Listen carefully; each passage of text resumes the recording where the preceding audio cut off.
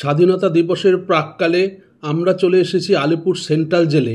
এখানে একটি মিউজিয়াম সর্বসাধারণের জন্য খুলে দিয়েছে। নমস্কার, দেশ পরদেশের একটি ব্লগে আপনাদের সবাইকে স্বাগত জানাই। আমাদের মহান পূর্বপুরুষরা যে অদম্য সাহস ও আত্মবলিদানের মাধ্যমে দেশকে স্বাধীন করেছিলেন এবং আমরা স্বাধীন দেশের নাগরিক হিসাবে গর্ববোধ করি, তার কিছু ঝলক এই ভিডিওটির মাধ্যমে দেখানোর চেষ্টা করছি।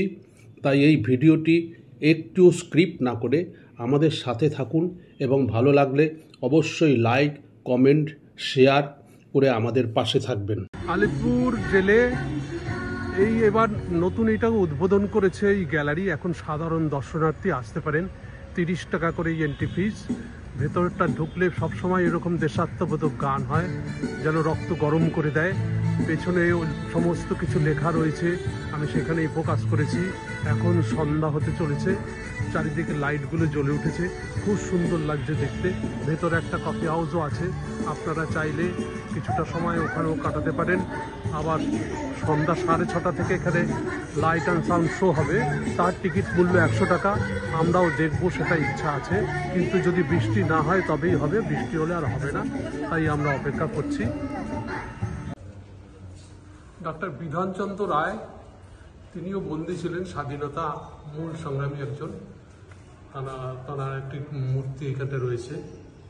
নেতাজি সুভাষচন্দ্র বসু আইন অমান্যের অপরাধে এখানে বন্দী ছিলেন 23শে জানুয়ারি 1930 থেকে 23শে সেপ্টেম্বর 1930 পর্যন্ত। দেশবন্ধু চিত্তরঞ্জন দাস এইখানে বন্দী ছিলেন। ওনার মর্মর মূর্তি নেই, কিন্তু ওনার বিগ্রহ রয়েছে, একটা পোর্ট্রেট রয়েছে। 14ই ফেব্রুয়ারি 1922 থেকে 9ই আগস্ট 1922 পর্যন্ত।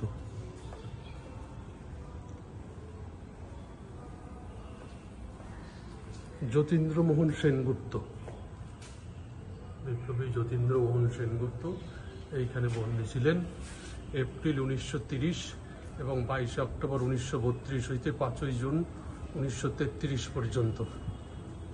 আইন অমান্যর ফলে নেহরু যখন জেলবন্দি ছিলেন, তখন তার কন্যা ইন্দিরা গান্ধী এইখানে এসে এই গাছের তলায় এই নিভৃতে দুজনে কথা বলতেন। এইখানে ইন্দিরা গান্ধীর একটি মূর্তি রয়েছে। বিদ্রোহী কবি কাজী নজরুল ইসলামকে এই সেলে বন্দি করে রেখেছিলেন।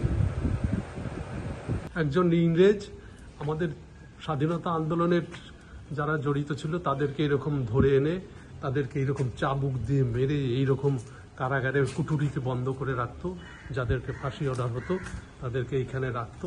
তারপর যেদিন ফাঁসি হতো তাদেরকে দীনেশ গুপ্ত তাদের ওই কড়িকাঠে হ্যাং করে দিত। রাইটার্স বিল্ডিং আক্রমণ এবং inspector general lieutenant colonel NS সিম্পন হত্যার তার ভূমিকার জন্য দীনেশ গুপ্তকে 1911 থেকে 1931 মৃত্যুদণ্ডে দণ্ডিত করা হয়। তিনি তার কুখ্যাত কুঠুরি থেকে আত্মীয় পরিজনের 92টি চিঠি লিখেছিলেন। সেই দীনেশ গুপ্ত, ওনাকে এইখানে ফাঁসি দেওয়া হয়েছিল। এগুলো হচ্ছে কুকরি, পিস্তল, ছুরি, কত কিছু এসব ব্যবহার করেছে স্বাধীনতা সংগ্রামীরা। আজ আমরা স্বাধীনভাবে নিজেদের মধ্যে হানাহানি লড়াই করি। সেই সময় কত আধুনিক সব বোমা তৈরি করেছিল, আকৃতিগুলো দেখলে পরেই বোঝা যায় এর কত তীব্রতা ছিল। এই সব মশলা, সব দেহ পরীক্ষা কক্ষ, ফাঁসিতে যাদের ঝোলানো হতো তারপর মৃত্যু সুনিশ্চিত হওয়ার পর এইখানে এসে তাদেরকে পরীক্ষা করা হতো যে তাদের মৃত্যু হয়েছে কিনা। হচ্ছে আলিপুর জেলের ফাঁসির মঞ্চ।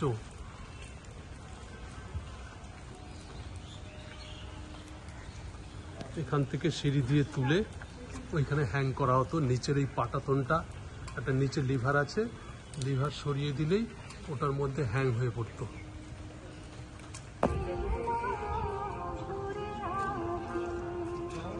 দীপান্তরের বন্দি জীবন,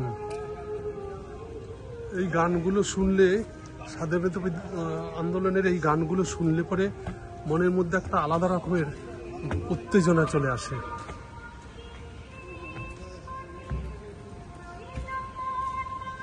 বেটা বেটি মা এখানে এলে আবেগ সংবরণ করা খুব মুশকিল হয়ে পড়ে। তাই এই স্বাধীনতা সংগ্রামীদের জীবনগাথা ব্যাখ্যা করা আমার মতো ক্ষুদ্র মানুষের পক্ষে সম্ভব নয়। জয় হিন্দ, বন্দে মাতরম।